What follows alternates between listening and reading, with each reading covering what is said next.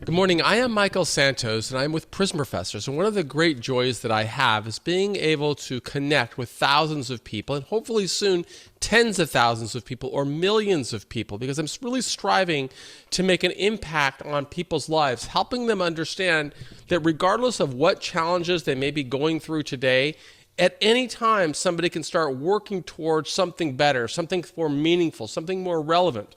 And of course, most of my audience are people in prison. Today, I am continuing to read from this book, Earning Freedom, Conquering a 45-Year Sentence. It tells the story of my entire journey of going inside and really developing my life while living as a federal prisoner. Right now, I am working to create a digital version of this story so that people can both read it or listen to it or watch these videos and hopefully maybe improve reading skills. A lot of people who are in confinement have a challenge with reading, and so I like to read this on a video so that they can read along with me. But I got surprised when I received a letter from a young woman who is a graduate of Yale and told me that she had been listening to the Prison Professors program even though she had nothing to do with living in prison. So it's inspiring to know that although I'm striving to be the change that I want to see in the world, inspiring people in prison, I'm also connecting in some kind of way through this medium with people that don't have any experience in the prison system, and I hope that's you. If you're listening or watching this program outside in the community, please subscribe to us on YouTube or on iTunes or wherever you're getting your content. But if you are working through it in prison, please read along and recognize how the decisions you are making today are going to influence the life that you lead in the future. So now I'm going to read chapter 2 or section 2 because I have to keep these in a condensed format, I think 15 to 20 minutes. So I'm redoing this all over again. You know, I've always said I never ask anybody to do anything that I didn't do. So now let me turn to section 2. This is a section where I'm introspecting after my arrest while DEA agents are driving me from my residence in Key Biscayne, Florida to the office where they're about to start processing me into the criminal justice system. And I'm contemplating all the influences that led to my criminal charge and the challenges that I would face ahead. And so here is the story. I have never been to prison, nor had I been locked in custody before. That doesn't mean I've never had a problem with the law.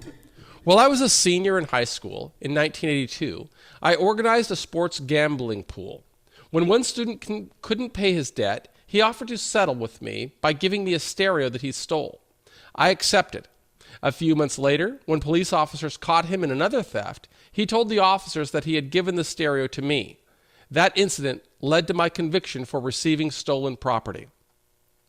When I confided in my father about the problems of the stolen stereo, he stood by my side. For my sanction, a judge ordered that I pay $900 in restitution and that I fill out a form for a probation officer each month for 9 months. We concealed the incident from my mother and sisters, not wanting to disappoint them with my bad behavior. While sitting in the back of the DEA agent's car, I think about how my arrest will devastate my family.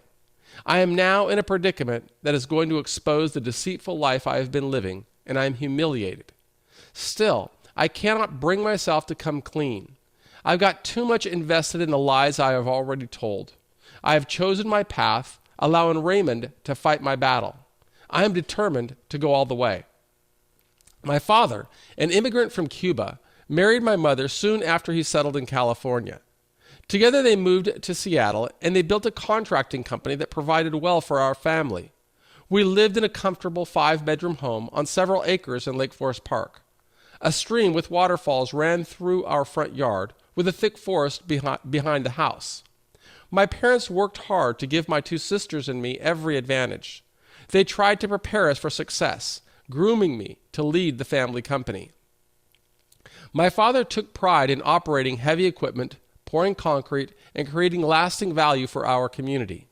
His company specialized in public works, installing highway lighting and traffic signal systems. My dad was an old country kind of guy, and he aspired to teach me a strong work ethic. As an adolescent, I didn't have his character. I resented pulling wire and carrying pipe. I dreaded working on weekends or summers when my friends were water skiing on Lake Washington. Even though I worked by my dad's side since I was as young as 6, I couldn't see myself doing physical labor for the long term. I wanted the good times that my friends enjoyed. After graduating from high school with mediocre grades, I maneuvered my way out of the field and into the office, wanting to wear clean clothes and position myself close to the money. With high expectations, my parents gave me the position of vice president, even though I lacked the maturity, education, and experience to wield the responsibilities such a title implied. They trusted me, and I exploited their confidence in my abilities. The pursuit of money and possessions has always driven me.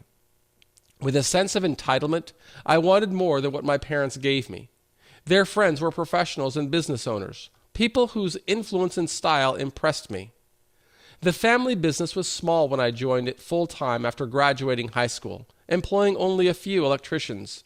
My dad worked alongside them to install illumination and electrical systems while my mom kept the books. The company remained free of debt and afforded us a comfortable life, though it wasn't enough for my tastes. To me, bigger seemed better. Rather than studying and working through a 4-year apprenticeship program to earn the state licenses, I thought of ways to expand without having to dirty my hands. I could always hire people with the necessary licenses, I figured, so I spent my energy devising strategies to increase revenues. I joined trade organizations and socialized with other contractors. Those relationships led to collusion, bid rigging, and other violations of contract laws. My parents didn't object too strenuously, as the company's annual revenues increased from hundreds of thousands to millions of dollars. To finance the growth, I persuaded my parents to sign agreements that required them to pledge their home and assets as collateral for higher credit lines with banks, suppliers, and bonding companies.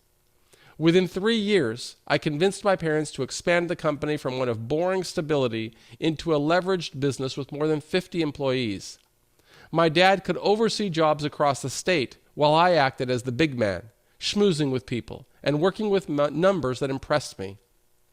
Greed was a sinister enticement, clouding my judgment. My friend Alex had been supplementing his income by selling cocaine. Since I had unencumbered access to money from our family's business, I proposed a scheme to finance bigger coke deals and allow Alex and me to work together. I was 21, and the prospect of a quick score seemed harmless, too good to pass up.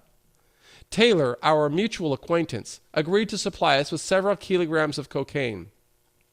For our first transaction, I pulled cash from the company account to pay Taylor on the morning of delivery, and Alex contacted customers to sell the cocaine the same day. By late afternoon, Alex gave me back the money to reimburse the company's account. The deal left Alex and me with tens of thousands of dollars in profits. All went as planned until the following day, when a maid discovered more than $100,000 in Taylor's hotel suite. After she reported what she had found, the hotel management contacted the Seattle police, and the officers seized the money. When Taylor tried to claim it, the police required an explanation. "Just give us a receipt that shows how you received the currency, and you can have it back," the officers told him. Taylor called me and at work to explain what happened and asked for my help. "I'll give you 20% if you can provide a receipt that will give me the money back." 30%, I countered. Since I had withdrawn substantial cash to finance our illicit transaction, I had a plausible explanation, or so I thought. We concocted a story that we would use the money to establish a leasing company. I then brought Taylor to the high-rise office tower of our company's attorney and hatched a plan to dupe him into helping us retrieve the money. I had an excellent relationship with Jeff, a partner in the law firm. Since I had worked with the attorney before, I assumed he would make a few phone calls and resolve the complication. Taylor and I sat facing Jeff across his polished cherrywood desk. His office overlooked the high-rise buildings of South Seattle and Puget Sound. With hopes of fooling him into helping me, I told the story that Taylor and I made up. I gave the money to Taylor so he could make a cash offer to purchase construction equipment from a contractor going out of business. Jeff listened patiently to what I said, but in his eyes, I saw skepticism. I pushed forward with the story I fabricated, telling him that Taylor and I would lease the equipment back to my father's company. Supposedly, we would rely upon the leases to collateralize a bank loan to reimburse the company. Is your dad a part of this new venture you are launching? I'll always remember the doubt in Jeff's voice from his question. I told him that I had made this deal on my own. Jeff nodded. Then he turned his interrogation to Taylor, who sat across from Jeff's polished desk, as if he were an accomplished businessman, there to consult on a corporate merger rather than to seek help to retrieve a duffel bag full of cash. And where do you live? Jeff's question was direct. I keep an apartment in the Grosvenor's house, Taylor answered. Well, that's on Queen Anne, isn't it? That's right. Taylor didn't yet realize he was out of his depth. It's about 5 miles north of downtown, Jeff persisted. Yes, Taylor said. So you keep an apartment in the city? Jeff nodded, holding a finger to his temple as he rocked in his chair. I do. Then help me understand why you'd take a hotel room a few blocks away from where you live. And more to the point, why would you leave so much cash in a hotel room while you were at the gym for a morning workout? Taylor stumbled through Jeff's penetrating questions. I remember squirming in my chair, knowing the meeting was a disaster. The longer we sat there, the more I realized how foolish I had been to think that I could manipulate a skillful attorney with lies. Jeff dismissed us, saying he'd make some inquiries with the police and call later with a plan. I left the office feeling sick, knowing that I had permanently destroyed my reputation. I wouldn't have the courage to face Jeff again. Are you alone? Jeff asked when he reached me in the car later that afternoon. Yes, I was driving north on Interstate 5 toward the company office. Rain drizzled on the black Bronco that I drove. Taylor is not with you? He sounded concerned for my welfare. No, I'm alone. Well, I'm going to ask you some direct questions, and I want you to answer honestly. Is that okay? He asked. Of course. I knew what was coming. Does your father know about this money? No, I said. Did you give that money to Taylor? No, I said. Does that money belong to you? He asked. No, I answered. I didn't think so. Michael, please listen very carefully to me. I'm speaking to you as a friend and as your attorney. You have a bright future with your father's company in this city, but I smell drugs with Taylor. Please run as far away from him as you can. He is cancer, and he will destroy you.